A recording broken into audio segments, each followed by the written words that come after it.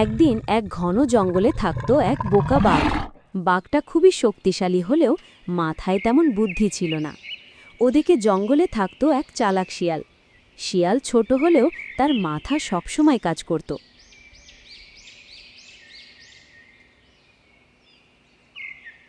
একদিন প্রচণ্ড গরমে বাঘের প্রচণ্ড ক্ষুধা পেল।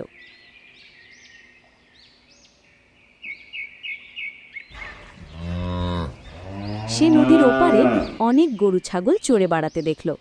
বাঘ ভাবে,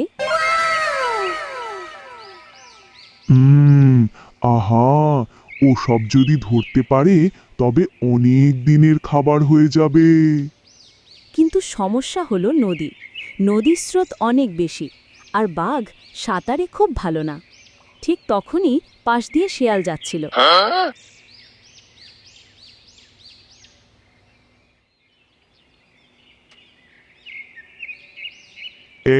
শিয়াল, তুমি খুব চালাক, একটা উপায় বের করো, আমি কিভাবে ওপারে যাব।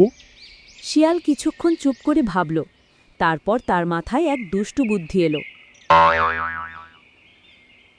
ঠিক আছে বাঘ ভাই, আমি একটা উপায় বের করেছি, কিন্তু তুমি আমাকে প্রতিশ্রুতি দাও ওপারে গিয়ে আমায় খালা না। আমি কথা দিলাম। অবশ্য সে মিথ্যা বলছিল। শিয়াল বলল, তুমি যদি নদীর মাঝে এক বড় পাথরের ওপরে দাঁড়াও, আমি তোমার পিঠে উঠব, তারপর তুমিই আমাকে ওপারে নিয়ে যাবে। বাঘ ভেবে নিল, এটা তো খুব সহজ ব্যাপার।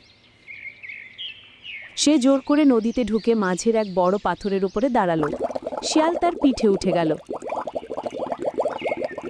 শিয়াল ওপারে নেমে আনন্দে লাফ দিল। ধন্যবাদ বাঘ ভাই, তোমার সাহায্যে আমি নদী পার হয়ে গেছি।